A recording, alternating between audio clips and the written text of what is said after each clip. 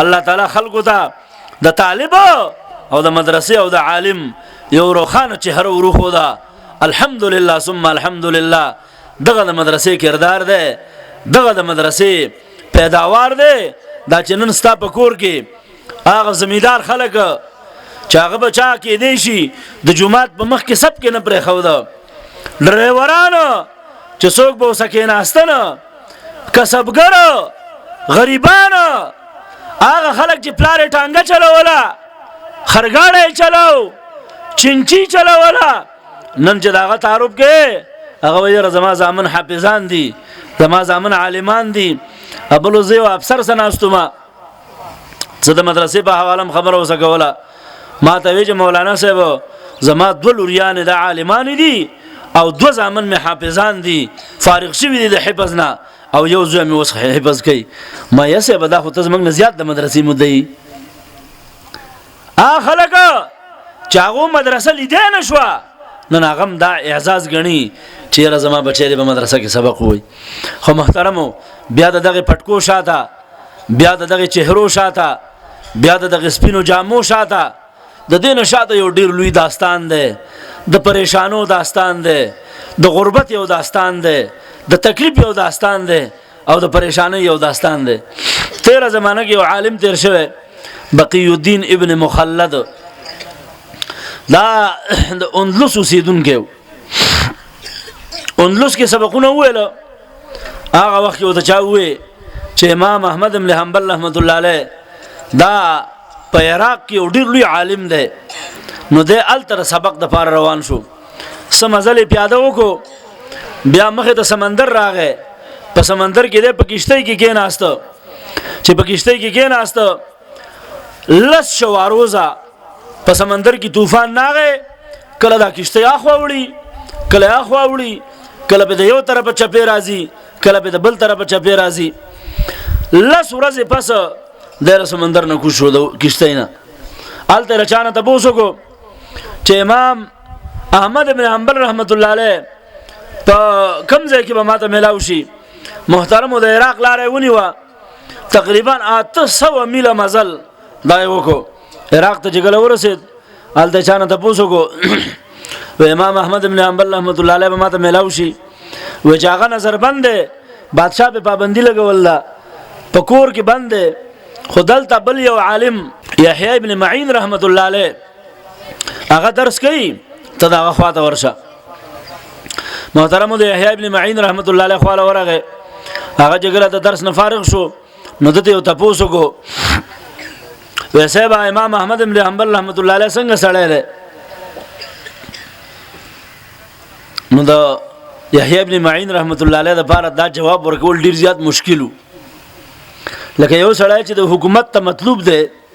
او ته د ډي اس پی صاحب په مخ کې او د ډي آی جی صاحب په مخ کې د چانه ته پوسوږي چې لکه پلان څنګه سړی دی، نو څوک دا ویل شي چې دا ښه سړی دی، نه ته خو افسرانو ته خپکی، نو خو بچا نظر بند کړو. نو یحیی ابن معین رحمت الله علیه ته دا خبره ګرانه و چې وې جره امام احمد بن حنبل ښه سړی دی. وته ویل امام احمد بن حنبل رحمت الله علیه امیر المؤمنین بالحدیث ته. بیا یو طالب ته ویل و ما ته امام احمد کور راوخایا، هغه ته ونه مازغه خراب دي، هغه حکومت نظر بند کړی دی، کما ته دا کور ته بوتلی نو دا حکومت تام نیسی او مام نیسی، نو لہذا زستا نه شمله و هر ما سره لاړ شه او چلاړي، نو چې په کومه کوڅه کې امام احمد صاحب کورو نو بس ترګه منی به اشاره وکي چې دا کور دی یا دا کور دی، دا خبره خو سمه ده. بس دا وسروان شو. امام احمد بن حنبل رحمت الله علیه کور ته جوړ رسید، اشاره وته وکړل دا کور دی. به بس زمانه ز په سباله دراغه بقی الدین ابن مخلد هغه وخت کې د سوال نه خداوه چې سړی به आवाज کاو جزاک الله خیرا، د دې سوالګروم ځان له اندازي. نو دراغه امام احمد بن حنبل رحمت الله علیه کور ته او چې ویل جزاک الله خیرا، امام احمد ویل چرته سوالګر راغله، پیسې راواغسته، بار ته چروته، بقی الدین ابن مخلد ولاړو، هغه ته پیسې ورکولې، هغه ته حساب ز سوالګر نه ما، زه د اندلس نه راغله ما، د ډیر لري نه راغله ما، سو شواروزه مزلې میګړلې پیاده راغله ما، په کشتۍ کې راغله ما، ستانه علم حاصلوما هغه زهله که مازغه د کار نه کوي لیونه زه حکومت نظر بند کړم کته را سولې دي چې د سبق لراغله دي نو تام په قید او بجیل کې اچي زل رشد دي زنه هغه نسب زبر سوالګری په شکل کې راځم مازیګری ټیم کې کسدل ته چرته فوجان پولیس ولاړو حکومتي خلک ته مال روپۍ راکې زب بیرته زم او که حکومتي خلک نو ماته به زر زر یو دوه حدیثونه وې زدا خبرم ټیک ده بقي الدين ابن مخلد د خپل پندې وتاړله دا زنګونه وتاړه او ځان یې ګټ ک دا سه روغ جوړ سړی د څوک پیسې هم نه ورګي ګوره سوال نه سوال نبی رسول الله فرمایي تاسو چې کله دعا کوئ نو جاړئ که جړا نه درتله د جړا شکل اختیار وي ما تابرو چاوي و یاره دا پلانې سره نه دی دا ډېر مکر دی دا مور خپل ته مکر کوي مال په مکر الله هم خوشاليږي الله وایي چې جاړئ او که جړا نه درتله په زور ځان له جړا راولئ یعنی معنا دا چې مکر کوي الله هم په خوشاليږي چې جړا شکل اختیار کوي نو چې انسان ته څوک جاړي په خبر کیږي کنه نو چې الله ته وجاړي د زمکه او د اسمان مالک دا نو هغه به څومره خوشاليږي به بس دا به دغه اندازه راته روزانه براته چغه به والا جزاک الله خیرا امام احمد بن حنبل رحمت الله علیه براته دلته چې څوک بنو یو دوه حدیثونه مې د زر زر ویل چې څوک به وو نو بیا به دغه شان ته پیسې به ورکولې یو کال دی د سوالګری په شکل کې راغې او محترم مسلمان اورا منګه د خپل خېټه د ډکولو د لپاره سوال کو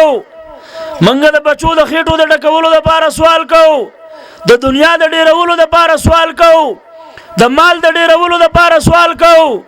منګه ګوره د اوسه پوری چرته د مدرسې د لپاره سوال نه کړي جمعه د لپاره سوال نه کړي طالب د لپاره سوال نه کړي منګه خدا سي عجیب مسلمانان یو چې منګه د خپل ایمان د لپاره د الله نه سوال نه کو جمعه او مدرسه او مولوی صاحب او طالب دا هډه لري خبره ده یو کال سوال وکړو یو کال پس دې راغې بس امام احمد بن حنبل رحمت الله علیه کور بندو ته پوسه وکړه زما استاد څه شو ویل هغه باچا مړ او بل سړی باچا شوی دی امام احمد صاحب دغه نه راستلې ده جیل نه او هغه خو هغه د درس کوي خو زبردسته وای ماشاءالله بس جمعه تلاړ چې جمعه تلاړ په زرګونه طالبان ناشتي دا غزا کې راغې خلکو ته مال لار راکې طالب علمانو ته لری شاخواشه لار غواړي د شیخ صاحب خواله نو چې د شیخ صاحب خواله ورزي نو په کار د چې مخ کې راغله نو ځان له بده ځنی ولې د ټولو باخیر سره رااله او د ټولو نه مخ کېږي دا ته ټیکار نه کې امام احمد بن حنبل رحمت الله علیه ویل والله ما تر پرې دی دا ویل یو کال د سوالګری په شکل کې زما خواله راغله او زمانه علم حاصل کړل ما خپل خاطر او غوښته